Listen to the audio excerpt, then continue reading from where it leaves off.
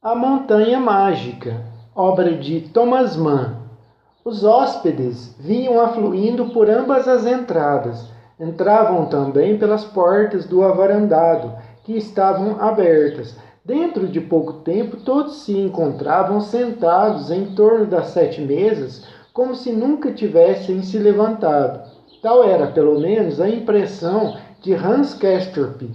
Impressão puramente fantástica e irracional, mas que seu cérebro, enevoado, não logrou rechaçar por alguns instantes, e na qual encontrou mesmo algum prazer, pois, no decorrer da refeição, tentou repetidamente evocá-la, obtendo cada vez mais uma ilusão perfeita.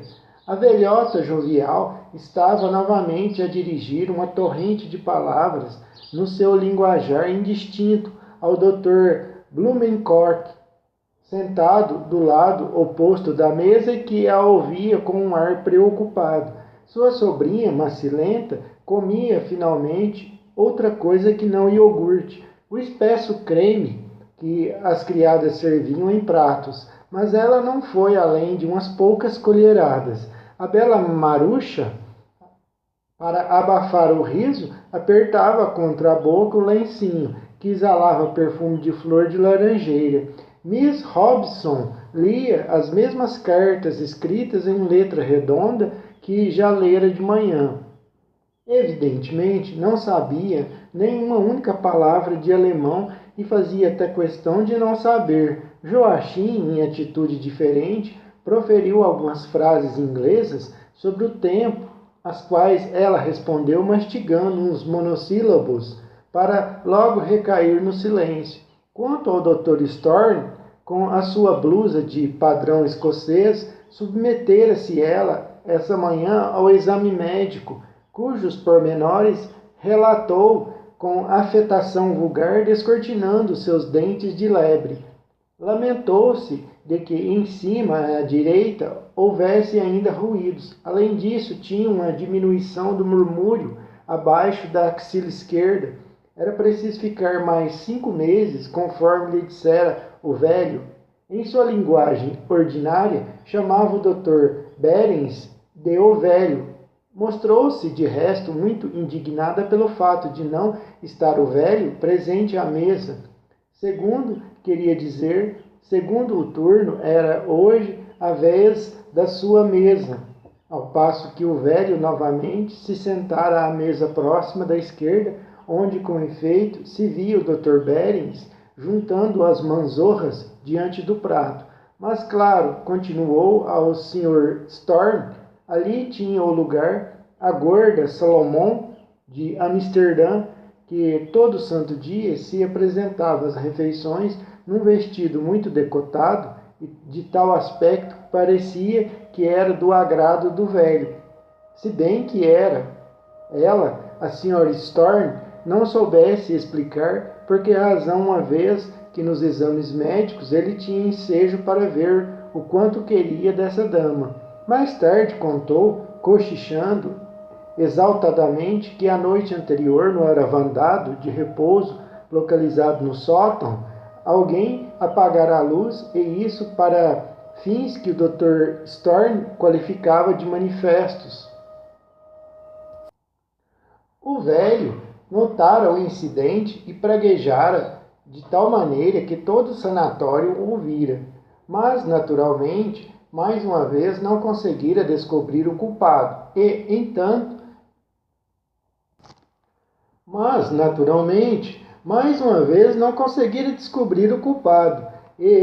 entanto, não era preciso ter estudado na universidade para adivinhar que fora aquele capitão Miklósik de Bucareste, para quem nunca havia escuridão suficiente em companhia de senhoras. Um homem sem a mínima cultura, embora usasse espartilho e por natureza uma fera, sim, uma fera, repetiu a Sra. Storm, numa voz afogada, enquanto o suor lhe perlava a testa e o lábio superior.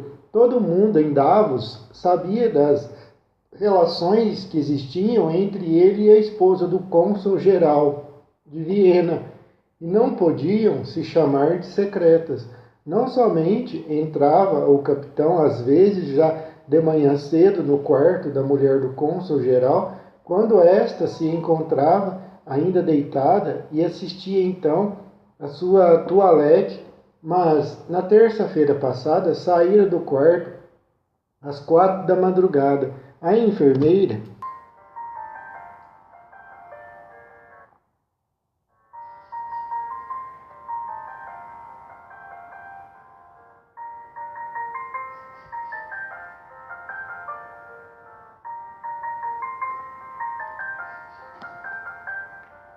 o que? Lágrimas ou gotas de suor que ele enxugava. Dois incidentes ocorreram durante o almoço, despertando a atenção de Hans Castorp na medida em que seu estado permitia. Primeiramente, a porta envidraçada tornou a fechar-se com estrondo. Foi quando comiam o peixe. Hans Castorp sobressaltou-se, irritado, e na sua cólera veemente disse de si para si mesmo: desta vez era necessário descobrir o culpado. Não se limitou a reclamar e a pensar nisso intimamente, mas também formou as palavras com os lábios por tomar muito a sério o incidente. É preciso encontrá-lo, murmurou com indignação de tal modo exagerada que tanto Miss Robson como a professora o olharam pasmadas. Com essas palavras, voltou-se para a esquerda e arregalou os olhos injetados. Era uma senhora que atravessava a sala, ou melhor, uma moça de estatura média, vestida de pullover branco e saia à fantasia, com cabelos ruivos, que ela usava numa trança enrolada em volta da cabeça. Hans Castorp mal pôde entrever-lhe uma parte do perfil. Ela andava sem fazer ruído, o que formava um contraste estranho com a sua estranha barulhenta. Andava sem fazer ruído, o que formava um contraste estranho com a sua entrada barulhenta. Caminhando de um modo singularmente furtivo, cabeça levemente avançada, dirigiu-se à mesa situada na extrema direita da sala, perpendicular ao avançado, a mesa dos russos distintos. Uma das mãos achava-se enterrada no bolso do pullover justo, ao passo que a outra, levantada à altura da nuca, segurava e arranjava o penteado. Hans Castorp olhou essa mão, entendia de mãos e lhes devotava atenção muito crítica, tendo o hábito de examinar antes de mais nada essa parte do corpo das pessoas com quem travava conhecimento. Aquela mão que ali arrumava os cabelos era propriamente a mão de uma senhora distinta. Não oferecia aquele aspecto cuidado e refinado que costumavam ter as mãos das esfera social de Hans Castorp. Bastante larga, de dedos curtos, tinha algo de primitivo, de infantil, que lembrava a mão de uma colegial. As unhas, evidentemente, ignoravam a manicura. Estavam aparadas de maneira tosca, também de colegial, e a pele, nas bordas, parecia tanto áspera como a de quem tivesse o vício de roer as unhas. Hans Castorp notou tudo isto, mas por adivinhação do que pelos olhos, pois a distância era demasiadamente grande.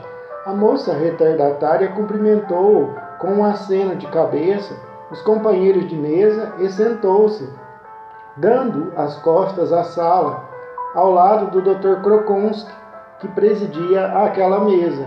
Depois, ainda segurando os cabelos com a mão, lançou por sobre o ombro um olhar ao público, o que permitiu Hans Castorp vislumbrar-lhe as maçãs salientes do rosto e os olhos rasgados. Uma recordação vaga, ele não sabia de quem nem de que, assaltou-o levemente e passageiramente ao ver aquele rosto. Uma fêmea, naturalmente, pensou Hans Castorp, e mais uma vez lhe aconteceu articular as palavras de modo que a professora, senhorita Engerhardt, pôde ouvir o que dizia. A insignificante solteirona deu um sorriso indulgente. É M. Shawshat, disse ela, é tão relaxada, uma mulher encantadora. Ao mesmo tempo, intensificou-se o rubor aveludado das faces da senhorita Engelhart, coisa que sempre se dava quando ela abria a boca. Francesa? Perguntou Hans Castorp com severidade. Não, ela é russa, respondeu a senhorita Engelhart. Pode ser que o marido seja francês ou de origem francesa, não tenho certeza. É aquele? Indagou Hans Castorp, ainda irritado, apontando para um senhor de ombros caídos que se achava à mesa dos russos distintos. Não, não, senhor, tornou a professora. Ele nunca esteve aqui, ninguém o conhece. Ela deveria fechar a porta com mais cuidado, disse Hans Castorp. Sempre bate a porta com um estrondo insuportável. É uma falta de educação. A professora aceitou a censura com um sorriso humilde, como se ela própria fosse a culpada. E assim deixaram de falar em Shawshat. O segundo incidente consistia na temporária ausência do Dr. Blumenkopp. Era só isso e nada mais. De repente, acentuou-se a expressão levemente enojada do seu rosto, enquanto mais preocupadamente do que em geral, cravava o olhar no vazio. Depois, com um movimento discreto, afastou a cadeira e saiu. Foi quando a imensa vulgaridade da senhorita Storr se manifestou em toda a sua crueza. Provavelmente, a baixa satisfação que lhe causava o fato de estar menos enferma do que Blumenkopp fez com que lhe acompanhasse a saída com comentários mesclados de compaixão e desdém.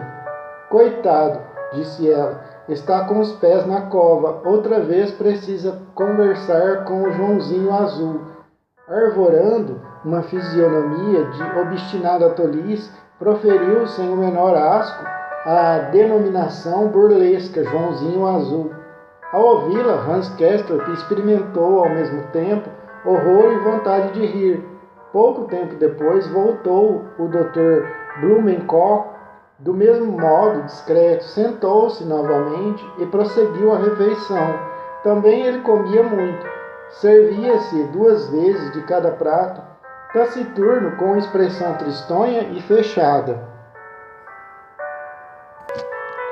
Finalmente, o almoço chegou ao fim.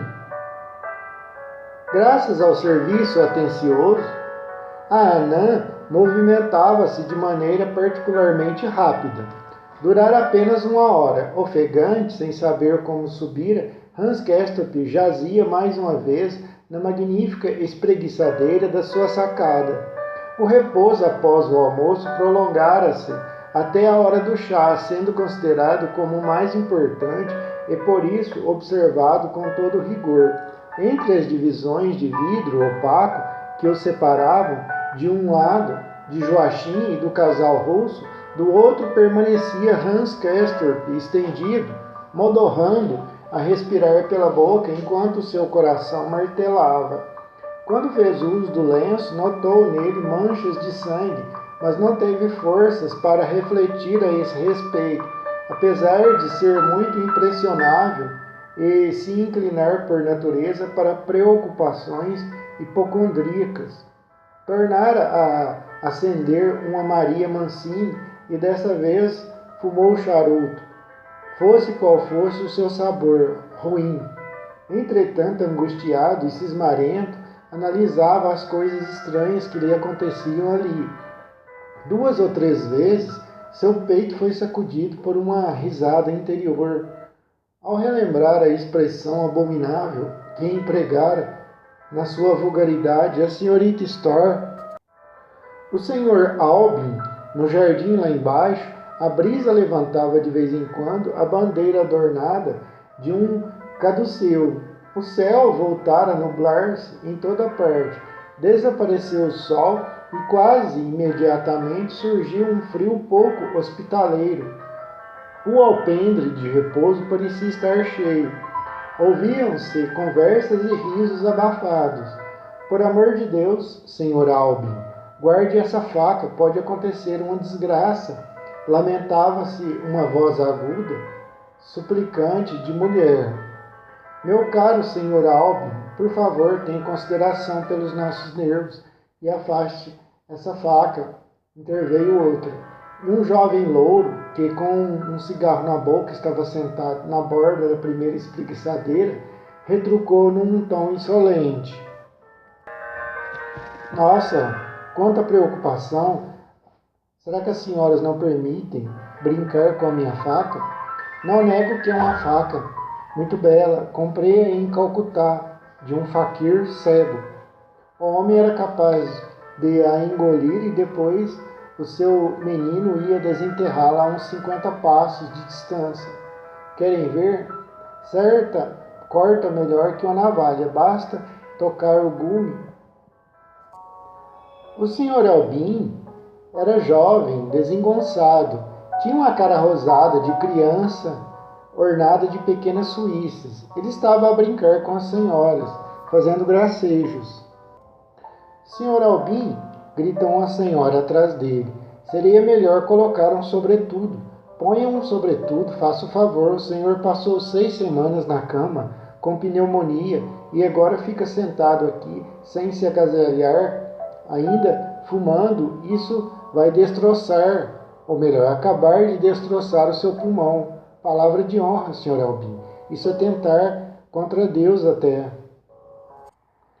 Hans Castorp ficou ali a escutar a conversa do Sr. Albin com as senhoritas, até que o último ruído houvesse cessado, e conquanto tivesse a impressão de que o Sr. Albin era um fantoche, não pôde deixar de sentir uma certa inveja, principalmente aquela comparação tirada da vida escolar causara-lhe viva impressão, já que ele mesmo tivera que repetir o 5º ano do ginásio e ainda se lembrava muito bem daquela situação, de certo um pouco ignominiosa, mas também cômica e agradavelmente desembaraçada, que desfrutara durante o último trimestre, quando deixara de se esforçar e pudera rir-se de tudo. Não é fácil precisar seus pensamentos, vistos serem obscuros e confusos, mas parecia-lhe, em suma, que a honra oferecia consideráveis vantagens, mas que a vergonha não tinha menores, e que as vantagens desta última eram quase iguais. Enquanto, a título de experiência, representava no seu espírito o papel do Sr. Albin e imaginava o que significaria ver-se sem preocupações como o Sr. Albin, fazendo gracejos. Depois adormeceu tranquilamente. De acordo com seu relógio de bolso, eram 13h30, quando o despertou uma conversa atrás da divisão de vidro do lado esquerdo. O Dr. Krokonsky, que a essa hora fazia a ronda, sem o acompanhamento do conselheiro áulico, falava em russo com o casal mal educado. Informava-se, como parecia, a respeito do estado do marido e pediu que lhe mostrassem a papeleta da temperatura. Depois prosseguiu na ronda, sem, no entanto, tomar o caminho ao longo da sacada, evitando o compartimento de Hans Castorp e dando uma volta pelo corredor, a fim de entrar pela porta do quarto de Joachim. Hans Castorp sentiu-se um tanto melindrado pelo fato de ver contornando dessa maneira, se bem que não desejasse de modo algum uma entrevista a sós com o Sr. Krokonsky. Sem dúvida estava bem de saúde e não entrava em conta, pois aqui em cima, pensou ele, estabelecera-se o princípio de não se ver considerado nem despertar interesse quem tivesse a honra de estar são. Isso não deixou de agradar o jovem Castorp. Após ter passado uns 2 ou 3 minutos no quarto de Joachim, o Dr. Krokonsky continuou seu caminho ao longo da sacada. Hans Castorp ouviu o primo dizer-lhe que estava na hora de se levantar e de preparar-se para o chá da tarde. Está bem, respondeu e ergueu-se, mas sentiu-se tonto por ter permanecido deitado durante tanto tempo. Ao invés de refrescá-lo, A modorra de novo lhe provocara aquele ardor penoso das faces, ao passo que o resto do corpo estava arrepiado, talvez porque não se agasalhara suficientemente. Lavou os olhos e as mãos, pôs em ordem os cabelos e as roupas, foi encontrar-se com Joachim no corredor. Você ouviu esse senhor Albin fazendo brincadeiras, meio sem graça, com as senhoritas? Perguntou enquanto desciam pela escada. Ouvi sim, respondeu Joachim. Deveria ensinar disciplina a esse sujeito. Perturbou o repouso da tarde com seu palavrório e excitou as senhoras de tal maneira que lhes retardou a cura por semanas inteiras. Lhe garanto, é caso muito grave de insubordinação, mas quem vai denunciá-lo? Ademais, esse tipo de conversa costuma ser bem recebido pela maioria, pois serve de distração. Você acha possível, indagou Hans Castorp, que ele melhore como as senhoritas lhe disseram que ele vai melhorar? Ele está um tanto acabrunhado. Acho que faz brincadeiras para distrair, para disfarçar o nervosismo em relação à sua doença. Essas coisas acontecem aqui, as pessoas são assim, meu primo.